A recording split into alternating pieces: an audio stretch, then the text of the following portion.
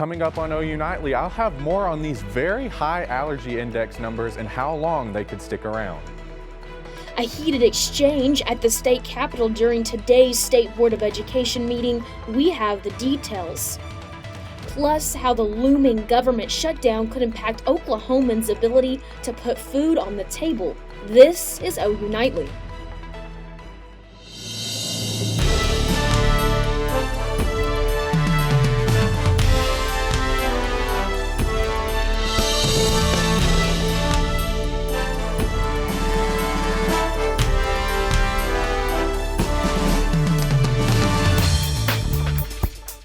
Thanks for watching OU Nightly. I'm Ireland Fitzer. And I'm Morgan Martin. We begin tonight with an update on the high level of allergens outside right now. OU Nightly meteorologist Braden Seo joins us live in the studio with the first look at that allergy index.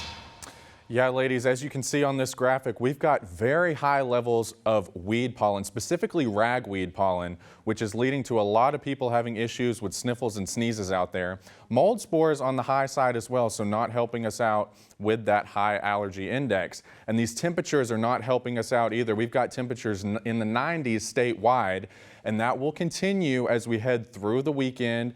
And this will lead to a continuation of that high allergy index before we're looking at a pattern change by the middle of next week, leading to cooler temperatures and a chance for some rains, which could possibly lower those high allergy index numbers. Ladies, over to you. Thank you, Braden. Outside today's State Board of Education meeting, protesters clashed over one person, State Superintendent Ryan Walters. OU Nightly's Noah Mack is in the newsroom with more. That's right, Morgan. Protesters gathered at 9 this morning and tensions were high. You do not get to push your theological beliefs into my schools, into my kids' schools. I'm asking, why is there such a big push for Christianity in our schools? Here's your show. Because people want it. No, that's not what people want. That's what you want. That's what you want. That's what you tell me. Dueling views and dueling signs, protesters from a group called Defense of Democracy sparred with Ryan Walters supporters. They argued over whether Christianity belongs in schools, something Ryan Walters has branded his administration on. In his recent trip to Washington, D.C., Walters made headlines by affirming his position of separation of church and state. In the newsroom, Noah Mack, OU Nightly.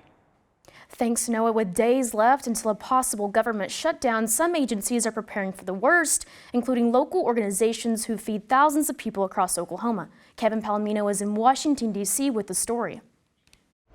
While Congress fights to save the country from a government shutdown, the Women, Infant, and Children Nutritional Program known as WIC, which provides people with food vouchers, is preparing for a different battle.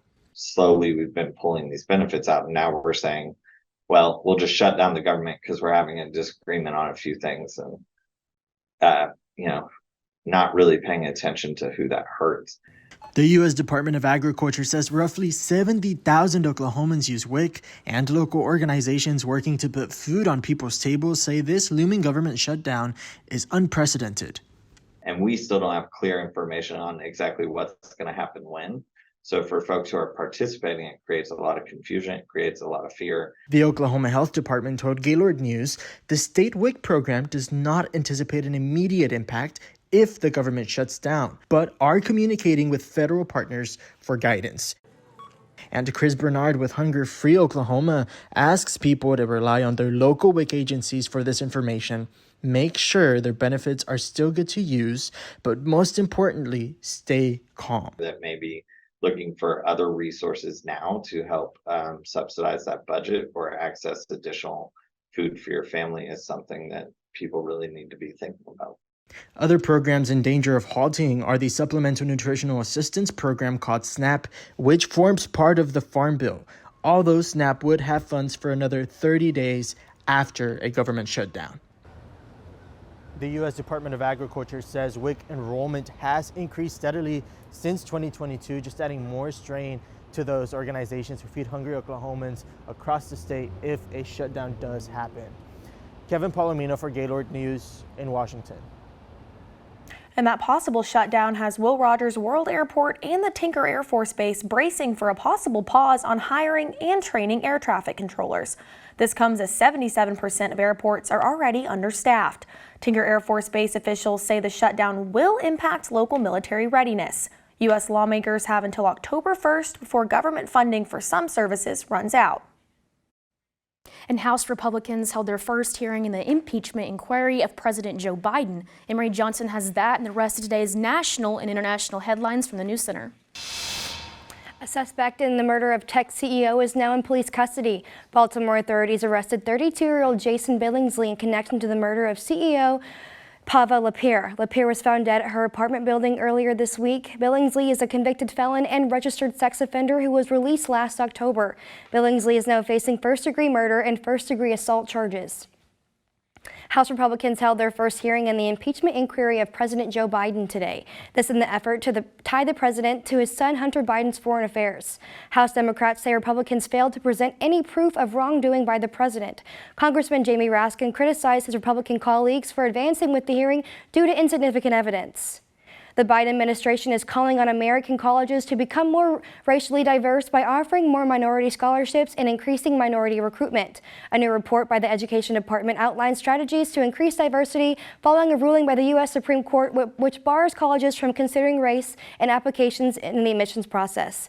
Republican Representative Burgess Owens says the committee will keep a close eye as the 24 application process unfolds.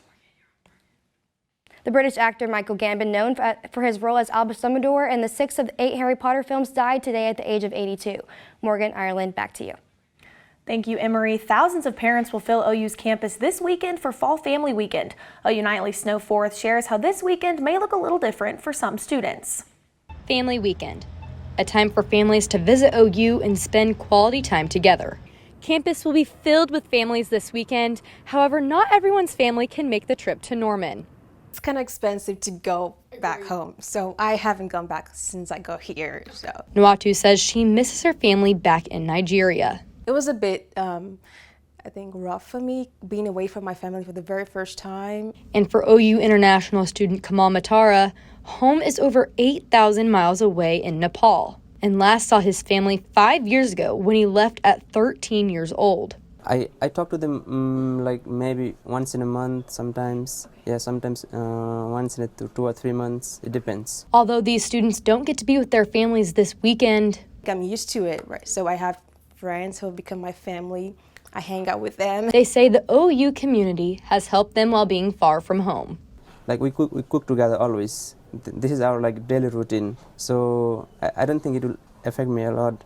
My roommate was from Oklahoma, and she was like family to me. So she made OU feel like home for me away from home. So while many OU students will be spending time with their family, these international students will be gathering with those who feel like it.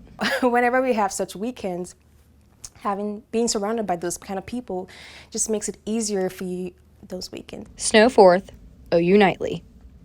Family Weekend festivities start tomorrow, and anyone is welcome to participate. And when OU Nightly returns, concern over the shortage of a life-saving medication in the U.S. Hear what group it's affecting after the break. And the potential connection between parents and their kids' health habits. Find out what researchers say about the influence of drinking.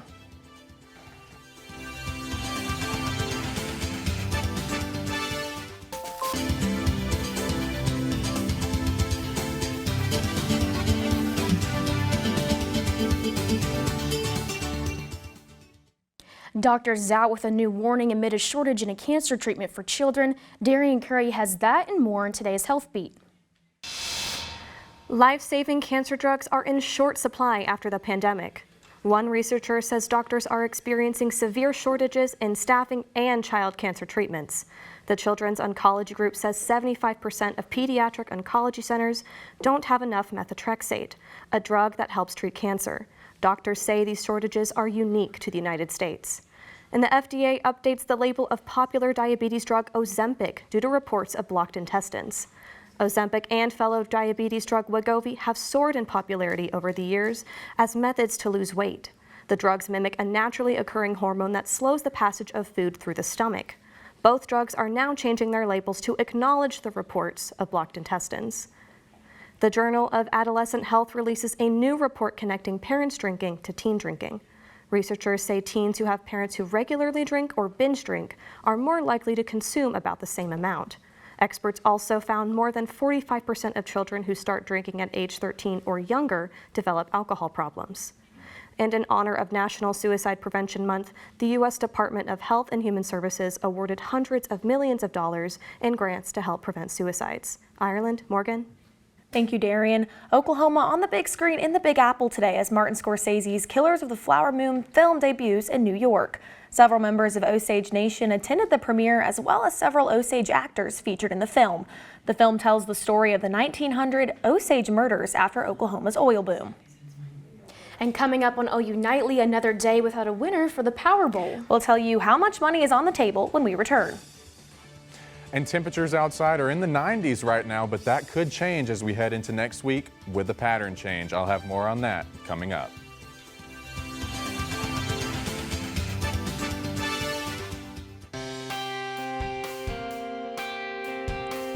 Welcome back to OU Nightly. Here's a live look over our beautiful campus this afternoon. Temperatures are currently in the lower 90s with that humidity on the lower side, so the feels like temperature is sitting right around what the actual temperature is this afternoon. And you can see across the state here, when we look across most of Oklahoma, we've got temperatures in the low to mid 90s, even some upper 90s in places like Enid. So definitely not feeling like fall out there. And that's the same story across much of the southern plains, looking at 90s statewide into Texas, Louisiana, Arkansas, even Missouri, getting into those 80s. So certainly not feeling like fall just yet, but that could be changing. And I'll talk about that coming up a little bit later. Looking at the current humidity, you can see it's on the lower side, which is leading to those feels-like temperatures being very near those actual temperatures. And with these warm temperatures and lack of rainfall, of course, comes the drought. And you can see we've got here in southwest Oklahoma, stretching across southern Oklahoma and even portions of northern Oklahoma in severe drought. And that looks like it will continue at least for the next several days before possibly getting at least a break by the middle of next week. And you can see this high pressure system locked in place here across the southern plains. But pay attention to this feature right here. This starts to move slowly eastward over the next couple of days. The high pressure system starts to inch its way off to the east. And you can see here by Monday, we've got a few scattered showers starting to develop in the panhandles, but that really starts to spread across our region by Tuesday into Wednesday, when we could be seeing a line of thunderstorms along the cold front as that storm system pushes to the east. Looking at Futurecast, you can see over the next couple of days, temperatures will be in the 90s, then cooling down. And then the future precip, this is on the higher side, so take this with a grain of salt. But Norman could be seeing some very beneficial rainfall even across the entire state as we go through next week. Highs will dip down into the 70s by next week, which is a welcome relief because it is September and we're still dealing with temperatures in the 90s. Lows tonight in the 70s, highs tomorrow, once again getting up into those 80s and 90s across the state. Looking at your game day forecast, it looks like it's going to be a hot one with temperatures starting off in the 90s at 4 p.m., 90s once again at kickoff, but by halftime, those temperatures will drop into the 80s. 7-day forecast shows highs in the 80s once again tomorrow, into Saturday and Sunday and Monday. But as we head into Tuesday and Wednesday of next week, we could be looking at a storm system pushing through the state, which will give us a decent chance for rain on Wednesday before pushing out by Thursday. And so you said that we're hearing a lot about fall temp weather and all that, but are we actually going to be seeing some fall temperature stuff next week? Well, once the cold front pushes through with that storm system, we're going to be talking about temperatures in the 70s. So definitely going to be feeling a lot better than it is right now. Okay, and I have a question for all the allergy sufferers out there. When those weather temperatures cool down, do our allergies get better? Does that allergen index drop? It'll be the rain that'll help us out because it kind of washes away all that pollen. So once the rain pushes through, the allergens should get better. Okay, well, if the family weekend goers and all of our visitors here this weekend can handle the allergies, if they also want to venture out, now would be the time to buy a Powerball ticket, because one lucky winner could go home with over $900 million after the Powerball prize spiked last night. This is the 30th drawing this year without a winner, making this jackpot the 9th largest lottery prize of all time.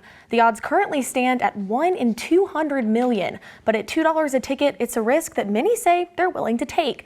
And the next drawing takes place Saturday night. And a big merger in the world of football and what it means for the game going forward. OU Nightly's Stone Weber has all of that and more in sports. Moving to the college level, OU football hosts their final game before the Red River rivalry. Find out how good this OU team can be from junior linebacker Danny Stutzman. Don't go anywhere. Sports is next.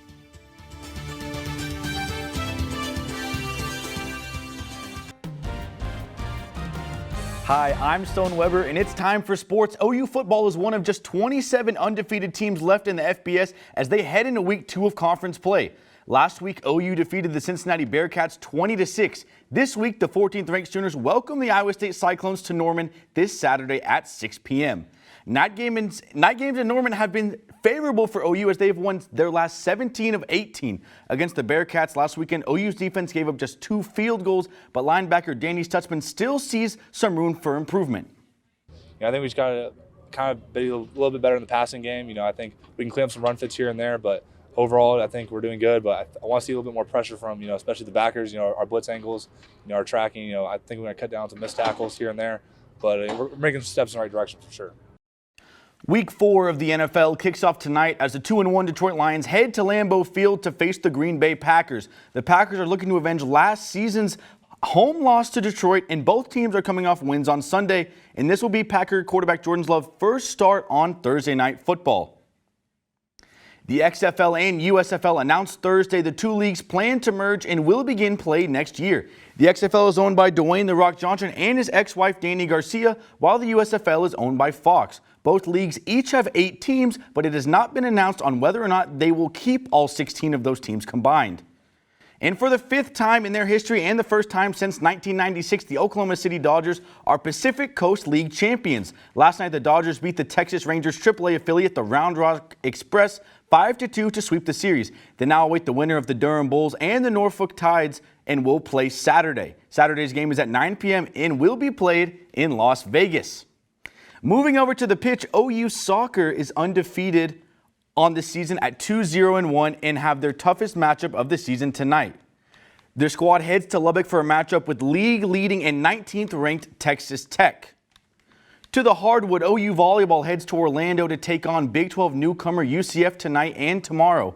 They're looking to get back on track after dropping 2 matches against Texas. Both matches tip off at 6 p.m. and you can watch on ESPN+. Ireland, Morgan, back to you. Thank you, Stone. And when we come back, information on an investigation underway at the British Museum.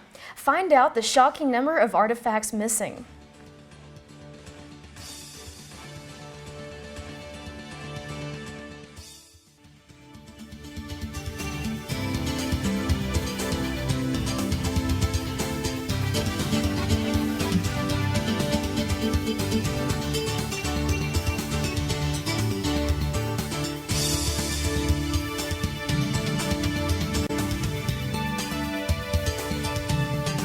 I'm Colson Pocock at the OU Nightly Update Desk. An Edmond man charged for the murder of his parents is found not guilty by reason of mental illness. Michael Elijah Walker admitted to killing his parents back in 2019, but was deemed not competent to stand trial. Walker is being sent to the state's mental health facility where he'll stay until the courts deem him not dangerous. Ireland, Morgan, back to you in the studio. Thank you, Colson. The British Museum is asking for the public's help to recover nearly 2,000 stolen artifacts. Officials say many of the items include Greek and Roman gems and jewels. And around 60 items have already been returned, but the theft was only discovered when some of the items were reportedly being sold online. In addition to their investigation, London authorities have started a hotline for those who think they may have some of the items. But Morgan, I'm really curious to see if anybody that has them would actually use it. I agree, and I know this investigation will continue bringing us information as we hear more about it, but I'd like to know how long they didn't know these items were missing for. Very interesting. But OU Nightly meteorologist Braden Seo joins us again with the final look at the forecast. Braden, when we see some of those cooler temperatures? Well, ladies, unfortunately today we're not looking at any cooler temperatures out there as we've got temperatures in the 90s through the evening, dipping down into the 80s by 8 p.m. and then into those 70s as we head into the overnight hours. And then looking at the next couple of days, you can see by 6 a.m. tomorrow, right around the 70-degree mark, rising once again into those 90s before dipping down once again into the 70s on Friday night into Saturday morning. The 7-day forecast paints an interesting picture though, because We've got these summer-like temperatures here Friday, Saturday, Sunday into Monday, but by Tuesday and Wednesday of next week, that's when things get interesting as a storm system approaches the area, potentially bringing a pretty good coverage of showers and thunderstorms by Wednesday and then pushing out as we head into the day on Thursday. Ireland, Morgan, over to you. Thank you, Braden, and thank you for watching OU Nightly. Be sure to join us weekdays live at 4:30. Good night.